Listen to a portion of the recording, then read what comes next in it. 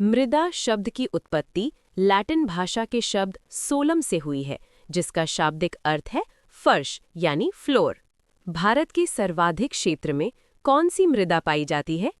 जलोढ़ यानी अलूवियल या कछारी मृदा। रेगुर मृदा को किस अन्य नाम से जाना जाता है? काली मृदा। रेगुर मृदा का सर्वाधिक विस्तार किस राज्य में पाया जाता है? महाराष्ट्र में। मालवा पठार में किस मृदा की अधिकता है? काली मृदा। काली मृदा को स्वतः जुताई वाली मृदा भी कहा जाता है, जिसमें सिंचाई की कम आवश्यकता पड़ती है। ये मृदा कपास की खेती के लिए सबसे उपयुक्त मानी जाती है।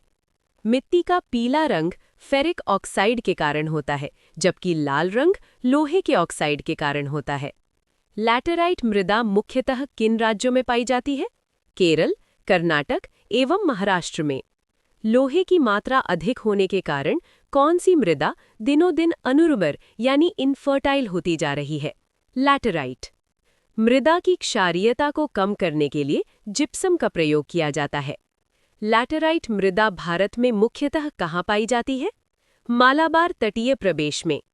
सबसे कम जल धारण क्षमता किस प्रकार की मृदा में होती है?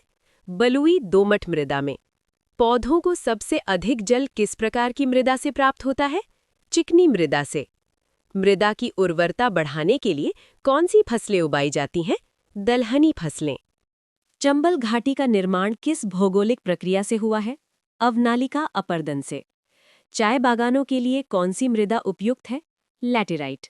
दोमट मृदा में कौन कौन से कण पाए जाते हैं? गाद, मृत्तिका व रेत।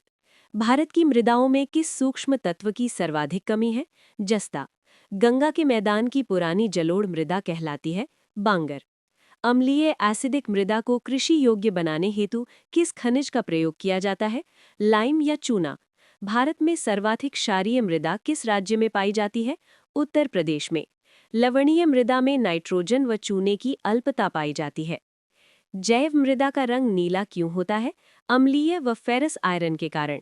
पश्चिमी राजस्थान की मृदा में किस खनिज की अधिकता पाई जाती है? कैल्शियम की। मरुस्थलीय मृदा में किस पोषक तत्व का अभाव पाया जाता है? नाइट्रोजन का।